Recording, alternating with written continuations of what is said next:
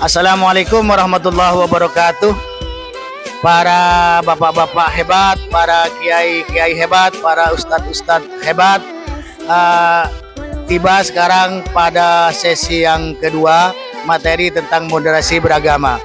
Oleh karena itu, mohon izin saya memulai ini dalam rangka membuka dialog, membuka pembahasan secara kolaboratif di antara kita terkait dengan moderasi beragama. Seperti apa yang saya sampaikan di awal di sesi pertama tadi, bahwa sebenarnya yang barang baru perlu kita fokus secara maksimal adalah tentang moderasi beragama ini. Kalau keimanan, ketakwaan itu sudah kita pelajari sejak kecil dulu. Tetapi yang barang baru ini moderasi beragama ini. Jadi supaya kita satu pemahaman untuk kita sampaikan nanti kepada murid-murid kita, selama pondok Ramadan 4 hari kali 2 ini, kita satu pemahaman kepada siswa sehingga siswa itu menerima dari materi siapapun sama tentang apa itu makhluk yang dinamakan dengan moderasi beragama.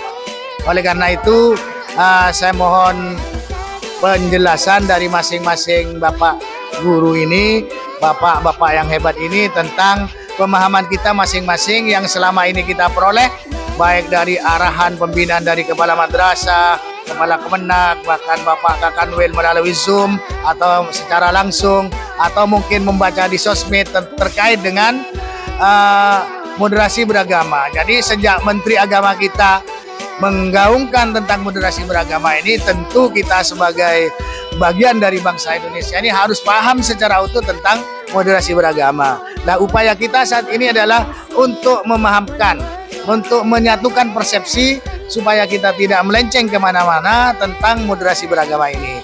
Oleh karena itu, sebagai modal awal kita membahas adalah mari menyampaikan dari versi kita masing-masing, pengetahuan kita masing-masing dari sumber-sumber yang tadi tentang moderasi beragama. Tanpa menutup dengan salam, saya lanjutkan kepada Ustadz Qasim. Monggo.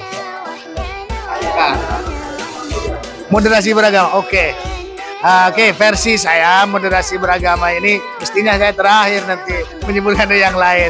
Tapi tidak apa-apa, saya berikan satu pemahaman versi dangkal-dangkalnya saya, bahwa sekocak moderasi beragama nih kak, moderat nih kan tengah, deng sedeng. Lah jadi dalam beragama nih kan kita deng sedeng, lo terlalu fanatik ke barat, lo terlalu fanatik ke timur. Kita mengambil jalan yang terbaik dengan semboyan dan motto kita sebagai muslim adalah Islam rahmatan lil alamin. Untuk Islam, modal utamanya adalah moderasi, moderat.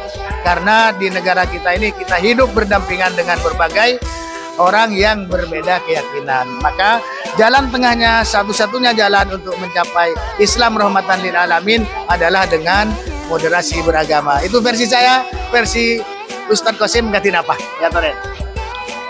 Baik, terima kasih. Baik, untuk moderasi beragama ya sebatas pemahaman saya, yaitu benar yang disampaikan Ustadz Hasan, moderat itu berada di tengah, tidak memihak. Mungkin kita sering dengar dalam diskusi itu ada moderator, jadi tidak memihak elemen atau pihak kanan atau kiri. Ya, tidak terlalu ekstrem atau tidak terlalu berlebihan. Nah, itu yang dinamakan moderat. Jadi beragama yang berada di tengah-tengahnya. Contoh dalam hal menerjemahkan atau menafsirkan Al-Quran. Nah, itu kita tidak mendewakan teks-teks Al-Quran dengan mengesampingkan akal pikiran, dan juga kita tidak mendewakan akal, dengan mengesampingkan teks-teks. Jadi kita berada di tengah-tengah, tidak memihak kanan, tidak memihak kiri. Ya, prinsip dalam moderasi beragama itu kalau tidak salah, mohon diingatkan, ada dua, ada adil dan berimbang. Jadi adil itu menempatkan sesuatu pada tempatnya. Kemudian berimbang tadi itu ya tidak memihak kanan, tidak memihak kiri, tidak terlalu ekstrim, tidak terlalu berlebihan. Itu dalam pemahaman saya. Contohnya seperti apa? Contohnya seperti ini. Kita mungkin sering dengar orang sering mengkafirkan kelompok tertentu, mengkafirkan sesama Muslim, ya, atau bahkan mencemooh, mencaci sesembahan agama lain, ya, umat Kristiani, umat yang lainnya. Nah, itu bagian termasuk ekstrim. Jadi kita berada di tengah-tengahnya. Jadi menghargai perbedaan yang ada, ya, perbedaan suku, agama, ras. Nah, itu kita terima, anggap itu sebagai rahmat, peparing dari Gusti Allah. Nah, itu sebatas pemahaman saya, ya. Contoh lainnya dalam hal berinteraksi dengan manusia, dengan tetangga, terkait dengan harta, ya. Misal kita diberi kemampuan, punya pekerjaan tetap, punya penghasilan yang cukup, ya, kita dianjurkan untuk bersedekah, ya, bersedekah, memberi kepada orang yang membutuhkan. Bagaimana kalau kita terlalu royal? Nah, itu tentunya kita akan menguras harta kita, akan habis. Dan juga kita jangan terlalu kikir, terlalu bakhil. Itu makanya pentingnya sikap dermawan, yaitu sikap moderat tadi, ya, dalam soal harta. Jadi kalau punya, ya silakan memberi.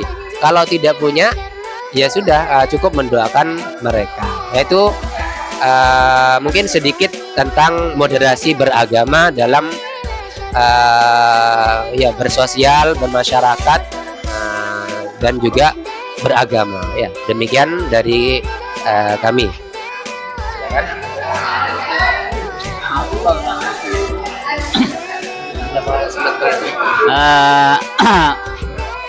Kalau menurut saya moderasi beragama itu adalah mungkin adalah cara pandang kita, perilaku atau tindak laku kita yang berada di tengah-tengah,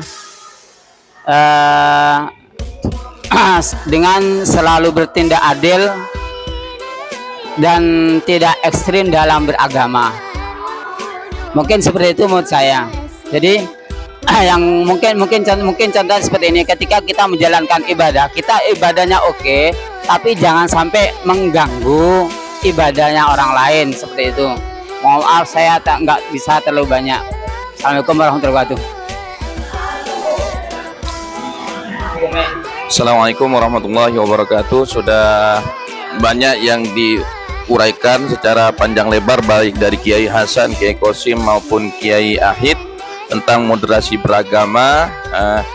Saya tidak banyak, saya sama, yaitu moderasi beragama adalah sikap atau cara pandang kita dalam beragama yang tidak berlebihan, tidak ekstrim dan tidak radikal. Jadi sama dengan seperti yang dikatakan oleh beliau, yaitu di tengah-tengah.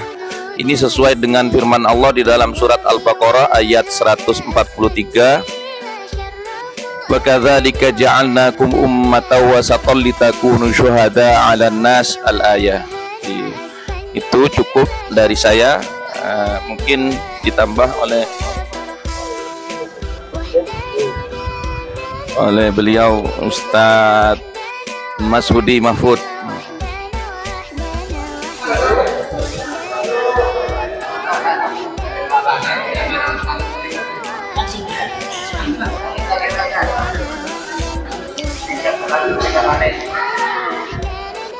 Moderasi beragama itu di tengah-tengah. Sesuatu yang enak itu di tengah. Jadi yang enak itu mesti di tengah. Kalau jadi satu yang nggak enak, di tengah itu donat, yang lainnya enak. Maka memang moderasi itu adalah yang tengah-tengah. Oke, pagi.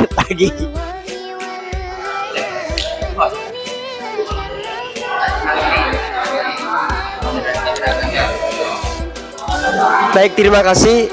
Mungkin saat ini saya mencoba untuk memberikan salah satu contoh hasil karya moderasi beragama, diantaranya adalah tahlil. Tahlil itu dalam sejarahnya ini mungkin satu versi. Dalam sejarahnya bahwa di zaman dulu itu, sebelum zamannya Wali Songo, itu banyak orang ketika ada orang meninggal itu berkumpul dan di sana itu ada semacam apa, minum-minuman, main domino, judi dan seterusnya. Akhirnya kemudian datanglah Wali Songo itu diantaranya yang kegiatan itu tidak dirubah, tidak dihilangkan, cuma isinya yang dirubah. Jadi dengan membaca doa-doa, kemudian kalimat-kalimat thayyibah, yang kemudian itu menjadi salah satu apa namanya kebudayaan hingga saat ini. Itu hasil dari moderasi beragama yang dicontohkan secara langsung oleh Wali Songo. Apa yang terdapat dalam kegiatan itu, bahwa dalam prinsip, salah satu prinsip moderasi beragama itu adalah apa namanya adaptasi dengan budaya lokal. Artinya ketika ada budaya di sekitar, bukan semerta-merta, walaupun misalnya bertentangan dengan agama, bukan semerta-merta itu dihilangkan begitu saja, tapi apa istilahnya, dimasukkan dengan kegiatan-kegiatan yang lebih bermanfaat. Itu saja yang mungkin dapat saya sampaikan. Terima kasih.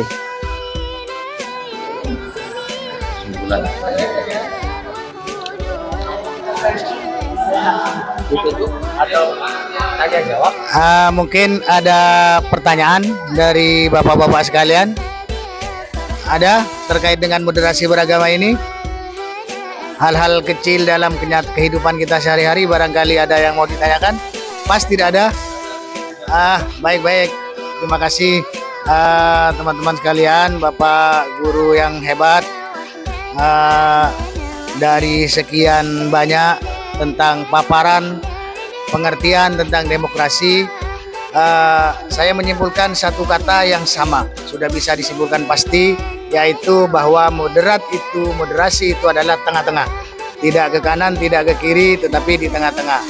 Tanpa mengulangi penjelasan saya yang pertama tadi, bahwa saya simpulkan bahwa moderat itu ada 3 macam, ada 3, walaupun nanti cabang-cabangnya bisa banyak, bisa dikembangkan sendiri-sendiri, tetapi saya simpulkan bahwa yang pertama adalah moderat dalam beriman.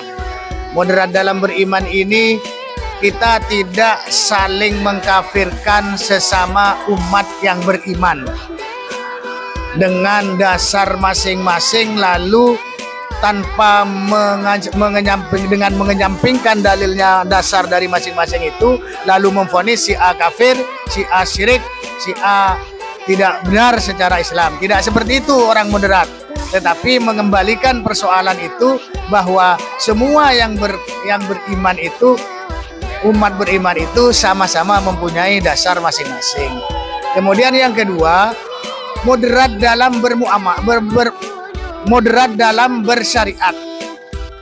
Moderat dalam bersyariat itu tidak saling menyalahkan dalam melaksanakan ibadah-ibadah, ritual-ritual keagamaan. Orang lain mungkin tidak sama dengan kita, lalu ketika menemukan yang tidak sama dianggapnya salah. Itu bukan moderat namanya. Orang moderat itu membiarkan orang lain mengamalkan ibadah sehari-hari, baik ibadah mahdhah maupun yang lain-lain, itu kepada keyakinannya masing-masing. Bisa saja mereka itu memang tidak sama dengan kita, tetapi mereka pasti punya dasar masing-masing. Tanpa contoh, karena kita sudah pasti paham sekalian, karena ini ya biar waktu tidak terlalu panjang. Kemudian yang ketiga, kita harus moderat dalam bermuamalah. Moderat dalam bermuamalah itu mudah berinteraksi dengan sesama manusia, baik sesama muslim maupun dengan non-muslim. Artinya apa? Kita tidak terlalu respon secara cepat dengan dasar yang kita miliki, bahwa misalnya ketika menemukan orang joget-joget, ini kerjaan setan, kamu masuk neraka. Tidak begitu. Perlu kita pahami secara utuh dari struktur sejarahnya, kemudian juga dari latar belakang ini bagaimana, semuanya, semua aspek kita pelajari, lalu bisa kita simpulkan. Apakah kesimpulan itu harus kita sampaikan kepada mereka? Tidak perlu. Selagi sekiranya tidak menimbulkan masalah baru, bisa kita sampaikan. Sekiranya menimbulkan masalah baru, tidak. Demi apa? Demi keutuhan kita bermuamalah, berhubungan sesama manusia. Lebih-lebih kita berhubungan sebangsa dan setanah air Indonesia ini, bahwa kita ini satu Indonesia, satu Islam, seperti itu. Kita menjalankan ini moderasi ini dengan baik, insya Allah kita sebagai muslim ini akan dipandang cantik oleh semua orang, oleh semua agama. Nah, akan tetapi apabila kita tidak moderat, maka kita akan dianggap sebagai musuh, bahkan kita dianggap sebagai monster bagi mereka. Nah, tidak seperti itu. Mari kita mudah-mudahan dengan penjelasan singkat masing-masing ini kita bisa memahami moderasi beragama ini dengan utuh, bisa kita menjalankan moderasi ini dalam kita berbangsa dan bertanah air, lebih-lebih beragama Islam. Dan ini mari kita sampaikan seperti ini kepada siswa, sehingga siswa pun nanti akan memahami apa makna dan prakteknya seperti apa tentang moderasi beragama. Sekian, wallahu alam bisawab, kurang lebihnya dari saya mohon maaf. Assalamualaikum warahmatullahi wabarakatuh.